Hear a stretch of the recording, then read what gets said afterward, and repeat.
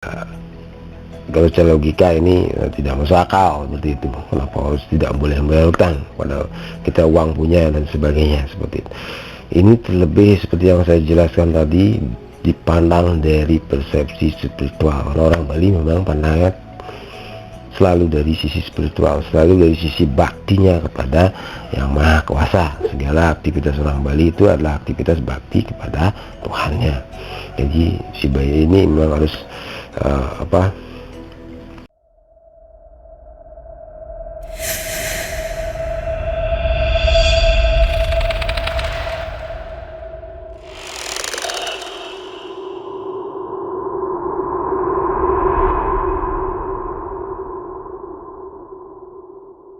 Om Swastiastu, Assalamualaikum, salam sejahtera, salam kebajikan, Om Namo Buddhaya, dan Shalom.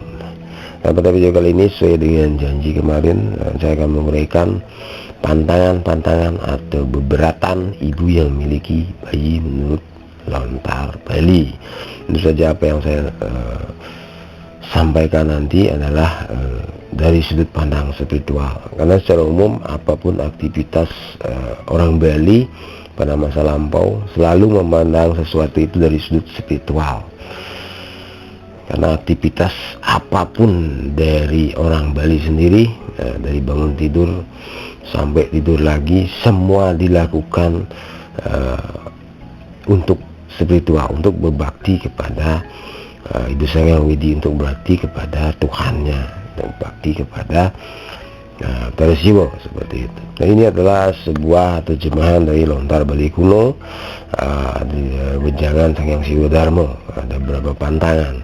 Nah, ini tentu saja nanti akan saya uraikan dengan bahasa yang komunikatif, atau bahasa komunikasi yang paling mudah, yang bisa dimengerti oleh semua orang, seperti itu, bukan dengan bahasa akademis yang menjelimet dan hanya kalangan tertentu saja yang memahaminya. Jadi ini akan menyentuh semua lapisan masyarakat dari karakter atau background apa saja, seperti itu. Apa yang nanti saya jelaskan ini mungkin Anda boleh percaya boleh tidak, karena orang sekarang logikanya itu sudah berbeda, sudah bergeser, sudah ada pemikiran yang terdistorsi ke arah materialistis, ke arah logika iptek, ilmu pengetahuan, seperti itu. Kalau belum terbukti secara ilmu pengetahuan, maka orang tidak akan percaya. Walaupun sebenarnya ilmu pengetahuan tidak pernah bisa menguraikan yang namanya spiritual secara konkret, dan belum ada manusia atau ilmuwan siapapun yang bisa menjelaskan spiritual secara lengkap, secara konkret. Tidak ada itu. Dan juga banyak orang yang mengingkari logikanya sendiri. Dia percaya dengan ilmu pengetahuan, dengan logika materialistiknya, tapi di sisi yang lain dia juga percaya Tuhan, padahal dia tidak pernah melihat Tuhan, tidak pernah yang namanya logikanya itu menyentuh yang namanya Tuhan, tapi dia percaya Tuhan. Jadi ini semacam double standar, atau semacam pengingkaran logikanya sendiri, padahal memang ada sisi-sisi yang memang tidak mudah untuk diterjemahkan dalam bentuk-bentuk logika keilmuan zaman sekarang. Oke, langsung saja tanpa banyak basa-basi lagi, apa saja beberatan atau pantangan-pantangan bagi ibu yang sudah melahirkan atau sudah mempunyai seorang bayi. Dan menurut jangan dari bahasa Betasiwo, yang pertama adalah seorang ibu yang habis melahirkan dilarang untuk mendatangi, melihat, membahas seorang yang mati tertikam. Mendatangi, melihat, ataupun membahas seseorang yang mati tertikam atau disebut dengan tutut wangke. Kemudian seorang yang mati karena gantung diri, disebut di sini dalam benda tutut atma. Dan seseorang yang mati kena amuk atau tutut kalau namanya, seperti itu. Semua jadi keadaan mengerikan di atas maksudnya agar si ibu tidak dua kali merasakan penderitaan yang maha hebat. Melahirkan saja sudah sangat berat, Orang Bali menyebutnya dengan istilah kalau melahirkan itu seperti menggantung bo akatih. Artinya keadaan di antara hidup dan mati pasca melahirkan itu sendiri. Dan secara psikologi pun seorang ibu juga sangat rentan ketika pasca melahirkan, atau ada yang namanya secara medikal, ada yang namanya postpartum depression seperti itu, ataupun baby blues dan lain-lain secara medis. Artinya seorang ibu yang sudah mengalami tekanan berat pasca melahirkan jangan ditambahi beban lagi. Ini tujuannya. Jadi item pertama yang saya jelaskan, nanti psikisnya terhadap bayi itu atau psikis ibu sendiri ini bisa terganggu seperti itu, karena terlalu berat bebannya, bertubi-tubi seperti itu. Kemudian yang kedua, jangan menjual belikan ternak milik sendiri. Biasanya orang Bali kan dominan melihara babi, sapi, ayam, pasti itu ternak wajib, babi, sapi, ayam, bebek dan sebagainya. Untuk lontar ini agar anaknya atau anak bayi ini tidak menderita guam atau sariawan atau gangguan pada mulut.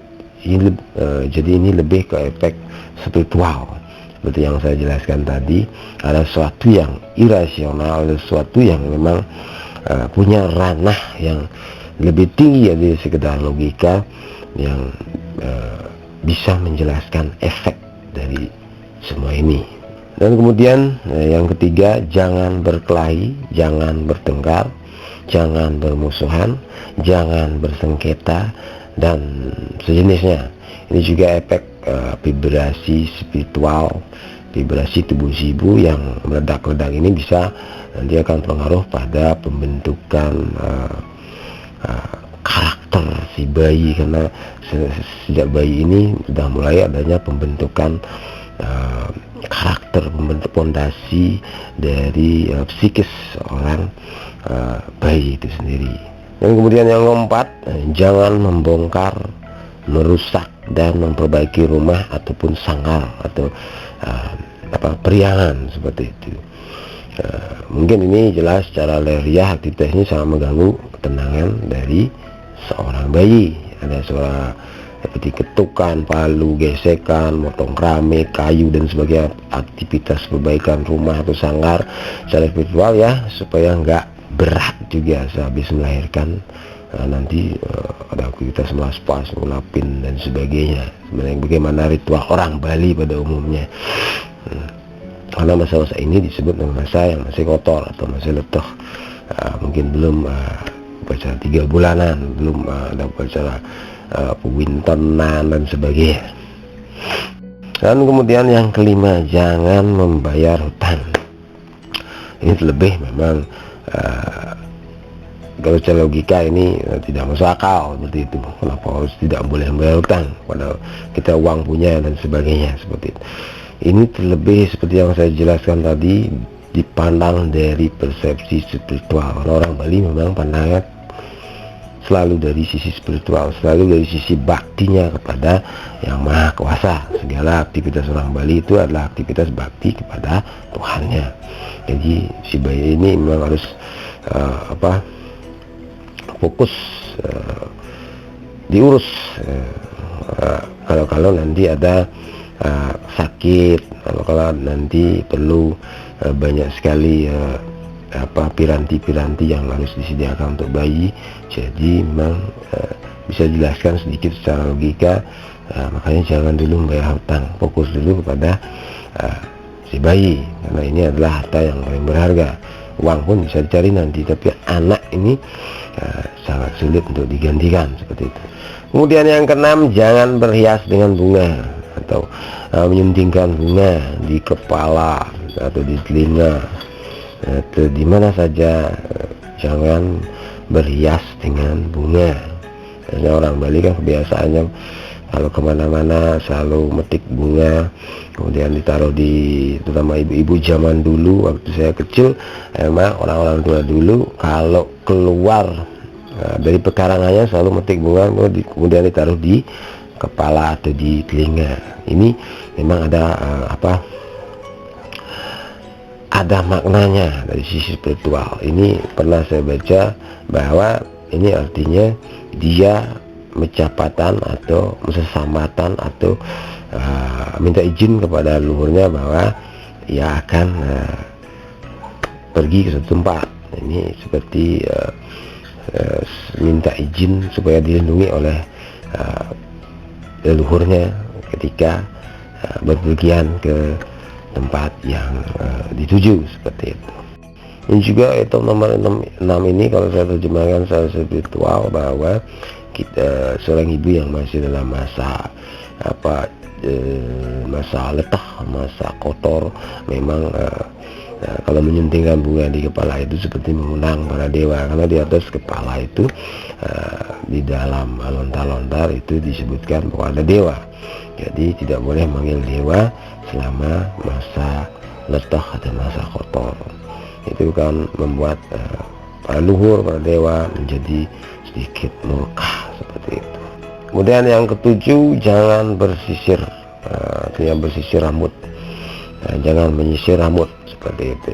Sekali lagi ini harus dipandang dari sisi spiritual, karena segala sesuatu punya makna spiritual. Bersisir di sini artinya memang seperti yang nomor yang sebelumnya, jangan menyuntingkan bunga. Ini bahwa memang di atas kepala manusia itu ada yang namanya para dewata itu. Jadi jangan merapikan rambut untuk mengundang para dewata. Jadi apakah kita tidak boleh bersisir? Tentu saja bersisirlah sekedarnya atau ala kadarnya. Biasanya kan banyak tamu yang datang yang menjenguk anak kita, jadi bersisirlah sekedarnya. Janganlah begitu pakai wangi-wangian begitu rapi, seperti itu. Kemudian yang ke-8, jangan mengeluarkan kata-kata makian, cacian, hinaan, keluhan, umpatan, dan sejenisnya. Karena memang vibrasi dari seorang ibu ini bisa berpengaruh terhadap perkembangan mental, spiritual, IQ, dan SQ-nya dari seorang bayi. Karena seorang bayi itu akan mengetahui atau mengcopy paste dari mental spiritual dari ibunya sendiri. Jadi masa-masa ini adalah masa membentukan jiwa dari seorang bayi. Jadi tidak boleh mengeluarkan kata-kata yang makian, cacian, hinaan, keluhan, umpatan, dan jenisnya. Jadi memang benar-benar kata-kata ini harus dijaga. Jadi ini harus dilihat dari sisi spiritual, jangan hanya dari sisi logika android zaman sekarang. Dan larangan selanjutnya penekanannya pada beratau makanan atau pada pantangan makanan. Khususnya yang nomor 9 ini, jangan memakan ikan air tawar yang memiliki patil atau patik baliknya atau mempunyai capit seperti yang memiliki patil seperti lele, yang memiliki capit seperti udang, kepiting atau yuyu dan sejenisnya, seperti itu. Ini juga spiritual. Memang ini mainannya Sang Kumaro, seperti. Kemudian yang ke-10, jangan makan segala jenis ikan laut. Jenis ikan laut tentu tidak perlu saya jelaskan lagi apa itu ikan laut. Dan kemudian yang ke-11, jangan makan daging serangga yang memiliki sengat seperti tawon, lebah, dan sejenisnya. Karena mungkin dari sisi medis juga ini, karena kandungan nutrisi dalam serangga yang memiliki sengat ini memang asal aminonya sangat tinggi, mungkin melebihi dari kapasitas yang bisa atau toleran terhadap atau tidak toleran terhadap tubuh si bayi. Kalau dalam sisi spiritual, karena memiliki sengat ini memang sangat tidak bagus untuk karena ini memiliki vibrasi yang panas dan keras untuk seorang bayi. Dan kemudian yang ke-12, jangan makan lawar, terutama lawar beguling, serapah, dan segala olahan beguling. Itu yang tertulis di lontar. Jadi apa hubungannya? Ini mungkin hubungannya juga dengan medis juga, mungkin dalam sisi spiritual, kalau memang ubi guling ini memiliki memang vibrasi tertentu yang memang tidak toleran seperti itu. Kemudian yang ke-13, jangan makan terasi atau serel, segala jenis labu, terol, terung-terungan, segala jenis pare dan ikan yang diperoleh dengan cara noble atau dengan cara meracun. Ini jelas dengan cara noble meracun ini sesuatu yang tidak halal. Ini membunuh semua jenis ikan. Ini adalah pembunuhan massal dari atau perusakan lingkungan, destruktif terhadap lingkungan. Ini memang dari segi etika juga sudah tidak benar, apalagi dari sisi spiritual. Dan mungkin itu yang bisa saya share buat kalian untuk menambah wawasan, untuk menambah referensi bagi kalian yang punya bayi, bagi kalian yang baru melahirkan, bagi kalian yang mengharapkan bayinya sehat. Nah, ini tentu saja warisan dari nenek moyang kalian sendiri. Terserah kalian boleh percaya boleh tidak. Karena kenapa saya share hal seperti ini, supaya kalian juga nanti bisa mewujudkan sebuah bakti kepada leluhur, karena kalian menjalankan daripada warisan leluhur kalian sendiri. Ini adalah pesan-pesan atau bisamo yang tertulis di dalam lontar. Begini caranya merawat atau melihara seorang bayi biar bayinya nanti tidak gampang sakit, baik secara spiritual maupun secara medis, supaya selamat anak-anak kalian dan tumbuh menjadi anak-anak yang sehat, baik mental dan spiritual. Seperti itu. Itu yang tulis dalam lontar, yang merupakan sabda dari Sang Hyang Siwa Dharma yang tulis dalam lontar tutur atau tetenger atau usada tetenger beling, seperti itu. Dan sampai jumpa pada biji berikutnya.